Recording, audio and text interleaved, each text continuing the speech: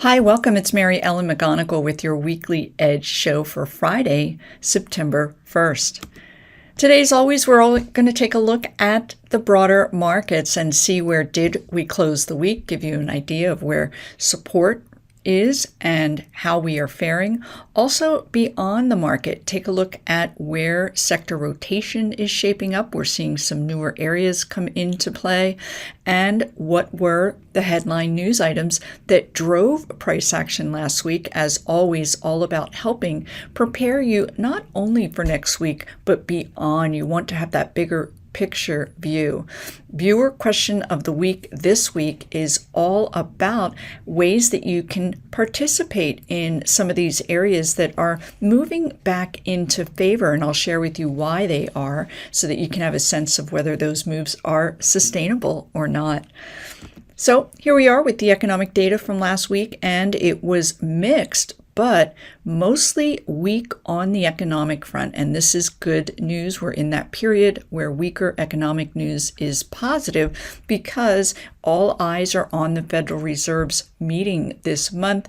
And ideally, we want a pause to the rise in interest rates that may take place. So first up, we did see job openings fall to a 28-month low, and this showed that the labor market is cooling off. This is what the Federal Reserve wants to see, so that in turn spending will be reduced and hence inflation. Also on that employment front, we did get information midweek. ADP came out with their private employment data, and it too showed that hiring is cooling. Today, on Friday, we did get the numbers from the government about the August employment data, and the unemployment rate, that should say unemployment, jumped while new jobs cooled off. So net, we are seeing some weakness in the strong labor market. So that was good. We did see interest rates pull back. We'll take a look at that. And then elsewhere, consumer confidence for August did cool off as well. And we did see second quarter GDP data was revised lower. Also on that inflation front, we did receive core personal consumption expenditures, and that's very key inflation data for the Federal Reserve, and it did show no significant change. So at the end of the week, we did see a shift relative to trader sentiment that the Fed may continue to pause their rate hike campaign, which would be good for the markets. Next week, very light economic calendar. Factory orders were due, as well as consumer credit numbers, so not a whole lot there as we head into next week's holiday shortened period. So let's go ahead from here and take a look. Where did the markets close for the week? And here we are with a daily price chart of the S&P 500. A couple of very key metrics here. First up, on Tuesday, the S&P did experience what's called a follow-through day. This is work that is very close to Investors Business Daily's strategy, as well as Bill O'Neill, who I worked with for many years. And that follow-through day does signal a near-term uptrend.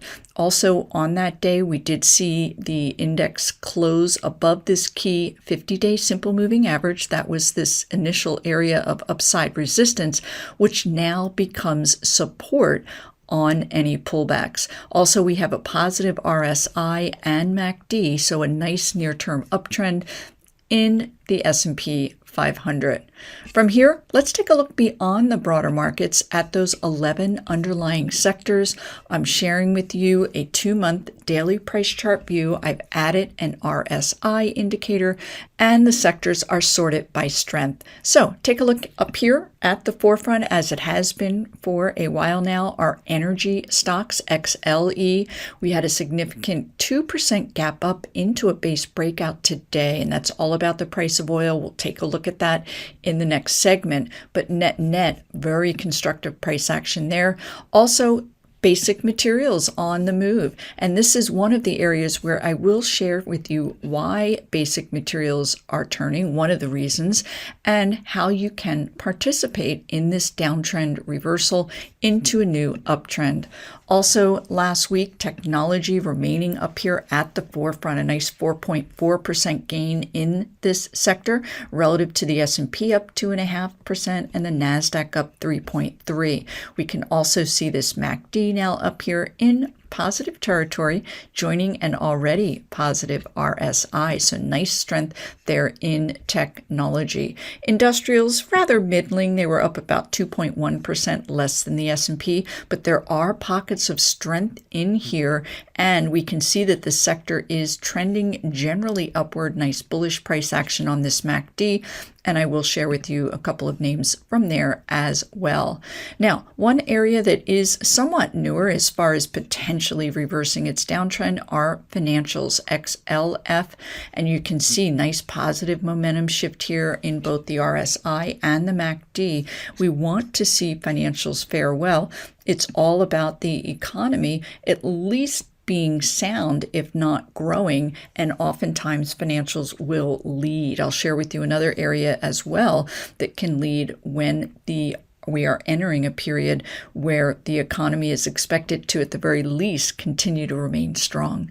So down here in this lower quartile, these are the weaker areas. Make sure you're not overweighted. It's REITs, healthcare, staples, and utilities, and each of these are defensive areas of the market, and it does indicate or certainly confirm a risk-on appetite among investors. Now, beyond these sectors, I do want to share with you some ETFs that are also super helpful in identifying rotation, and this is again a 2-month daily price chart view, strength to weakness. And up here in this left quartile, software stocks, and this is a big boost to technology.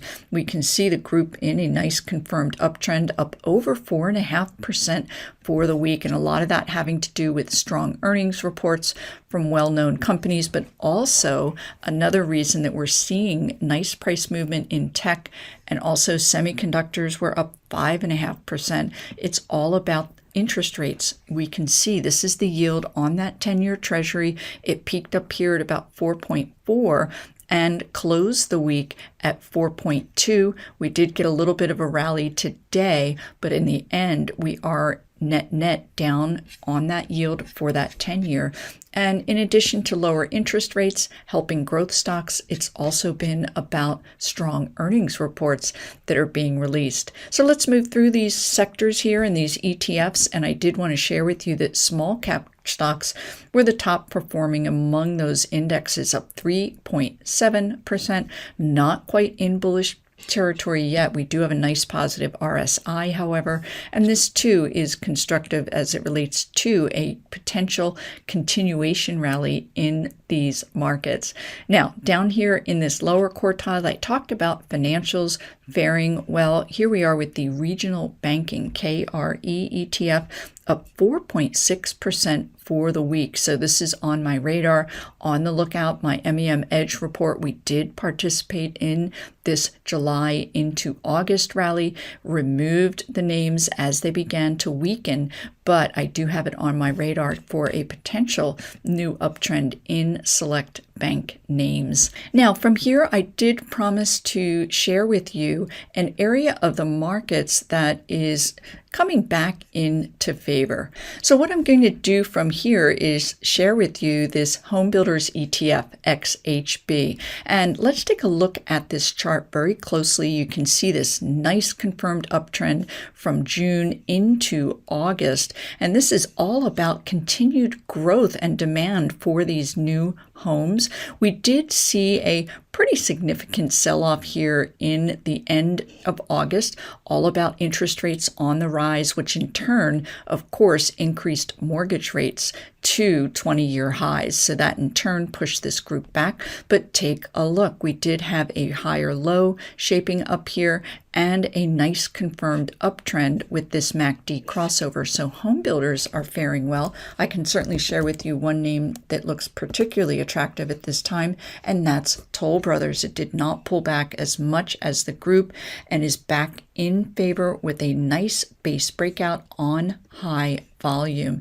So when looking at these home builders, you can drill down. There are a few other names in that space that look quite constructive, but you can also look at companies that provide either industrial stocks that provide materials, basic material stocks that provide steel. So let's take a look at an example here, and here we are with commercial metals, CMC.